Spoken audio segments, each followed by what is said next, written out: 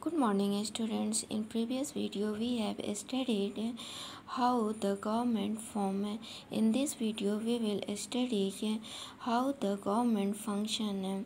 There are three types of functions. First, to make law बनाना. Second, to execute law को लागू करना.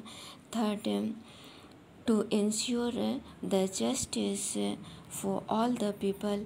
सभी लोगों को विश्वास दिलाना जस्टिस के लिए. अब हम लोग पढ़ेंगे कि लॉ की आवश्यकता क्यों होती है. जैसे कि हम सभी जानते हैं, हम सभी को अपना जीवन निर्वाह करने के लिए कुछ न कुछ करना पड़ता है. जैसे कि फार्मर्स को फार्मिंग करना पड़ता है, टीचर्स को टीचिंग करना पड़ता है. इस तरह से और भी बहुत सारे कार्य होते हैं और इन लोगों को सेफ करने के लिए और शांति बनाए रखने के लिए लॉ की आवश्यकता होती है.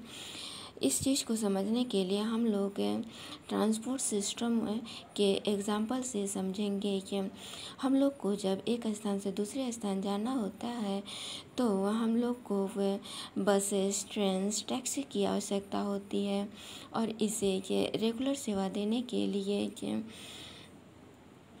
परमिट की आवश्यकता होती है. इसे चलाने के लिए क्वालिफाइड ड्राइवर की आवश्यकता होती है.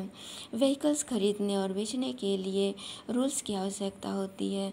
इसी तरह से यदि कोई लैंड खरीदना चाहता है या बेचना चाहता है तो उसे ये पटवारी के पास जाना पड़ता है, जहाँ की ये पटवारी के पास लैंड का रिकॉर्ड रहता है और पटवारी के न्यू लैंड ऑनर के नाम को रिकॉर्ड कर सके. स्टूडेंट्स, हम लोग पिछले वीडियो में पढ़े थे कि ये पूरा प्रदेश में जनता मिशन पार्टी की सरकार बनी थी और वह अब पूरा प्रदेश में 5 इयर्स तक रूल करेगी और इस दौरान लेजिस्लेटिव असेंबली में डिस्कशन होंगे कि स्टेट में सही से सब चीज़ चल रहा है या नहीं, या कोई प्रॉब्लम है. तो इस चीज़ को अभी हम लोग समझेंगे.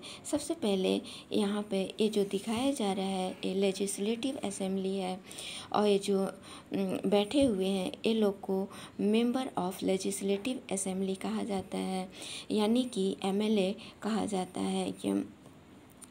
अब यहाँ पे डिस्कशन होगा कि स्टेट में कौन सी प्रॉब्लम है. जैसे मार्केट में वीट की प्राइस काफ़ी बढ़ी हुई है तो इसका रिप्लाई फाइनेंस मिनिस्टर देंगे.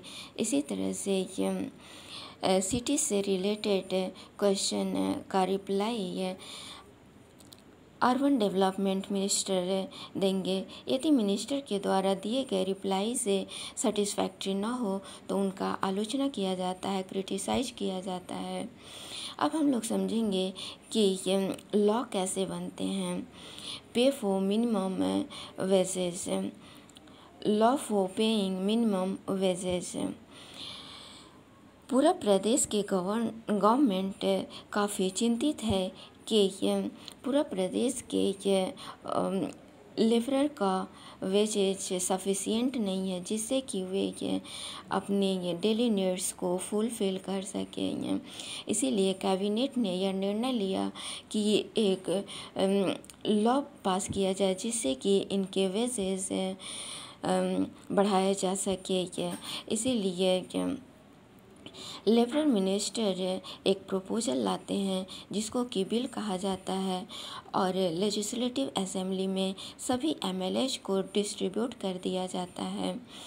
और इसके बाद मिनिस्टर कहते हैं कि प्रत्येक साल फैक्ट्री से अधिक प्रोडक्शन होता है.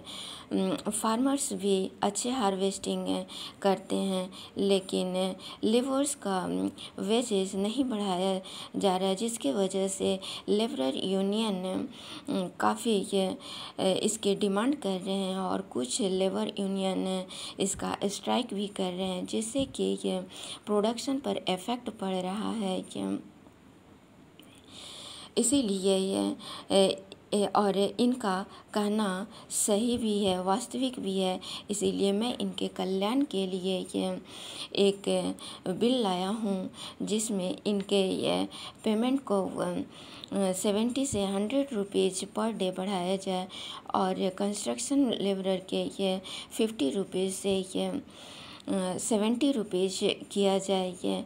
और इस बिल का फ़ोटोकॉपी सभी को दिया जा चुका है, जिससे ये सभी इस बिल पर चर्चा कर सकें और इस तरह से इस बिल पर डिटेल से चर्चा होता है और जनता मिशन पार्टी इसके सपोर्ट में बोलती है और भारत पार्टी इसके अगेंस्ट में बोलती है और कहते हैं कि ये इस तरह के बिल कई बार आए हैं, जिससे ये मैन और वुमेन के वेजेस में भी डिफरेंस रहे हैं। इसीलिए मैं इस बिल का अगेंस्ट हूँ, इस बिल को सपोर्ट नहीं कर रहा हूँ। और जनता मिशन पार्टी से एक वुमेन एमएलए खड़ी होती है और रिप्लाई करती है कि हमारा बिल मैन और वुमेन में डिफरेंस नहीं कर रही है।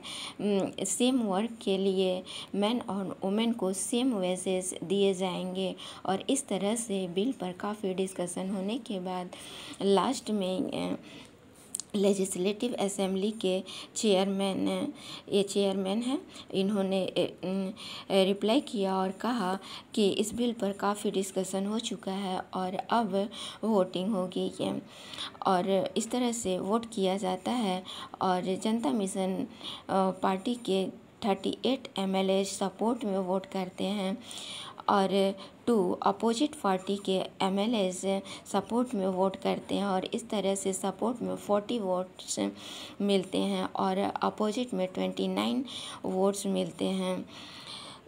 कोई भी बिल पारित हो जाता है जब 50% से अधिक वोट बिल के सपोर्ट में हो तो वह बिल पारित हो जाता है और यहाँ पर 40 वोट्स बिल के सपोर्ट में आए हैं, इसीलिए यह बिल पारित हो जाता है लेजिस्लेटिव असेंबली से और यह अब स्टेट गवर्नर के पास जाता है साइन के लिए और स्टेट गवर्नर के साइन के बाद यह बिल लॉ बन जाता है और लॉ बनने के बाद यह लागू करने के लिए गवर्नमेंट के गैजेट पर रिलीज कर दिए जाते हैं, जिससे कि डिस्ट्रिक्ट मजिस्ट्रेट, तहसीलदार, पुलिस और पटवारी तक पहुंच जाता है और वे ये लोगों तक पहुंचाते हैं कि लेबरर का वेजेस लेजिस्लेटिव असेंबली से